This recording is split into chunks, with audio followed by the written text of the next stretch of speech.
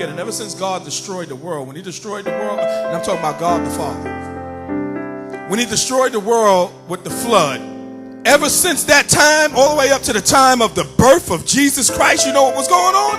When God brought the flood on the world and saved Noah and his family, ever since then, the Lord been working on a class. God brought the flood on the world and saved Noah and his family. Ever since then, the Lord been working on a class. Did y'all hear me? Ever since the minute he brought the flood, he started sitting down and working on a class. God the Father. Y'all don't think he was working on a class? I mean, if he destroyed the whole world, he had to teach somebody something. Class was worked on from the beginning.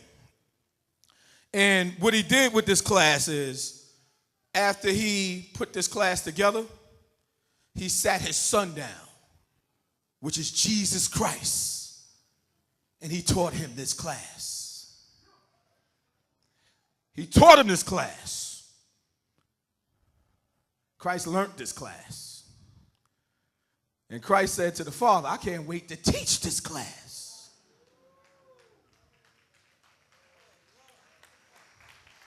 Why y'all smiling at me? You smiling? I'm seeing a lot of smiles. I'm seeing some smiles. The Lord said, you got to wait on teaching this class. God the Father told God the Son, you got to wait on teaching this class. He wanted to teach this class bad. Because this class is a game changer. This class is supposed to change the game. See, Satan been winning, right? And once Christ came to teach this class, Satan was going to start losing. It was going to change the game. How long did Christ have to wait to teach this class? He had to wait until he was manifested in the flesh. Without controversy, he had to wait until he was made like his brethren. Because this class was so deep of a class that he had to teach it face to face. He couldn't send a prophet to teach this class. Jeremiah couldn't teach this class. Ezekiel couldn't teach this class. Everybody, y'all hear me? This class had to be taught by Jesus Christ in the flesh while he was looking at the nation of Israel. And I'm going to hit you with something. When he came in the flesh, he taught that class. The class is already taught. But none of the wicked understands this class. None of the wicked understands how deep this class is or how deep it was. The wicked, they read over this class. Right? Huh? It was actually Jesus Christ, his first class. It was the first thing he taught when he was manifested in the flesh. That's how you know that this been worked on for a very long time. It was the first message he gave to the nation of Israel as a class. We're not talking about a group of individuals, 12 guys, where he said, follow me. Those were the first words and sentences, but the first class. We had a multitude in front of them. It was this class, the class that I'm going to teach tonight.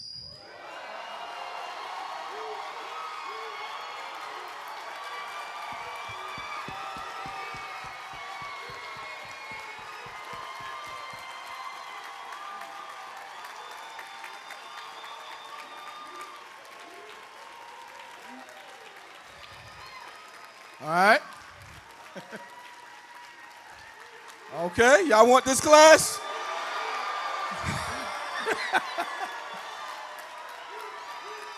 All right. Okay.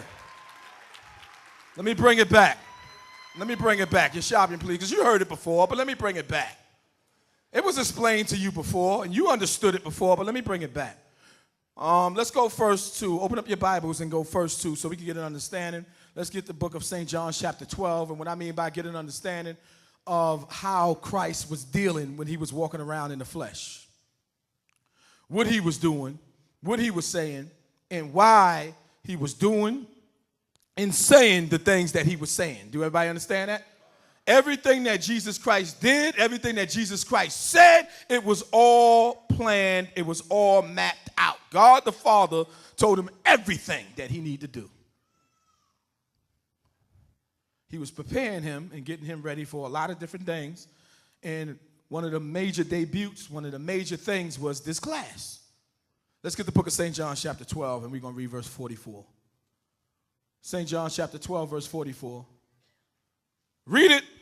Jesus cried. Read on. And said. Read on. He that believeth on me. What did Christ say? He that believeth on me. Read on. Believeth not on me. Yeah, he said, y'all don't really, he said, you're not really believing on me. Because it's everything that I'm telling you is coming from someplace else. It ain't really coming from, it's not really coming from me. So what you believe, you're not really believing on me. Read on. Put on him. Read it one more time. Put on him. Read it again. Put on him. Read on. That sent me. See, that's why too many people can't teach this class, because it's about God the Father. And his mindset, his mentality, what he wants. And not too many people know too much about God the Father. Everybody understand that? But the Son whom he hath sent. Read on. Verse 45. Come on. And he that seeth me. Read it one more time. And he that seeth me. Read on. Seeth him that sent me. Read on. I am come a light into the world. Read on. That whosoever believeth on me. Read on. Should not abide in darkness. Read on. And if any man hear my word. Read it again. And if any man hear my word. Read on. And believe not. And do what? And believe not. Read on. I judge him not. Read on. For I came not to judge the world. Read on. But to save the world. But to do what? Save the world. But to save the world. So he came with a message that was gonna enable Israelites to be saved. He said, if you don't want to believe what I'm saying, then that's fine. That's okay. Because I'm not going to judge you. He said the same words that you don't believe in, those words are going to judge you on the last day. I'm here to save. I'm here to focus on the ones that believe in what I'm saying, that believe in him that sent me, because he has a message for you. And this message, this class that he has prepared since he destroyed the first world. If you get this message, you ain't going to end up like the people that was destroyed in the first world. You're going to end up saved. So I come not to judge the world, but to do what? I come to save it. Read on. Verse 48. Read. He that rejected me. Read on. And receiveth not my word. These words of the Bible. Do everybody understand that? The understanding that God has given us from the Bible. Do everybody understand that? He that rejecteth me and receiveth not my words. Read on. Have one that judgeth him. Read on. The word that I have spoken. Read it on. Read it again. The word that I have spoken. Read on. The same shall judge him. Read on. In the last day. Read on. For I have not spoken of myself. Read it again. For I have not spoken of myself. Read on. But the Father which sent me. Read. He gave me a commandment. Read. What I should say. What did he say? What I should say. What did he say? What I should say. Read on. And what I should speak. Read on. And I know that his commandment is life everlasting. If you listen to what I'm saying, because this is coming straight from God the Father, and you receive these messages and you don't reject this word, you are going to receive life everlasting. You're not going to end up like the old world that grieved God at his heart. So he had to destroy man whom he hath made on the face of this earth. If you receive these commandments that I have gotten from the Father and do not reject my words, you get this message, then you're going to get everlasting life.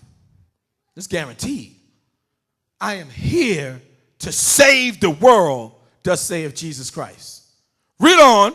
Verse 50. Read. Whatsoever I speak therefore. Read it again. Whatsoever I speak therefore. Read on. Even as the Father said unto me. Whatsoever I speak therefore. Whatever I'm telling y'all, just like God the Father told me. Read on. So I speak. So everything that's coming from Jesus Christ, especially in this first class, everything that was being said by Jesus Christ, especially in this first class, came directly from God the Father. Do everybody understand that? Everybody got that? All right, let's go from there. And we're going to go to the book of Matthew, chapter 11. Matthew chapter 11. When I call out a verse, what I'm doing is I'm giving you some skills and some techniques on how to keep up with the class. The most important thing is the understanding of the Word of God. That's the most important thing. Knowing prophecy in the parables that Christ gave, the devil is going to try to come immediately and take that understanding from you. So you got to protect that understanding. You got to guard that understanding. You got to deal with that understanding respectfully.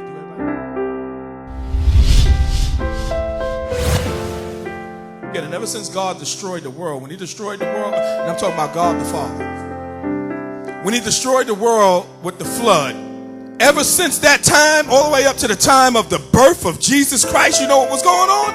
When God brought the flood on the world and saved Noah and his family, ever since then, the Lord been working on a class.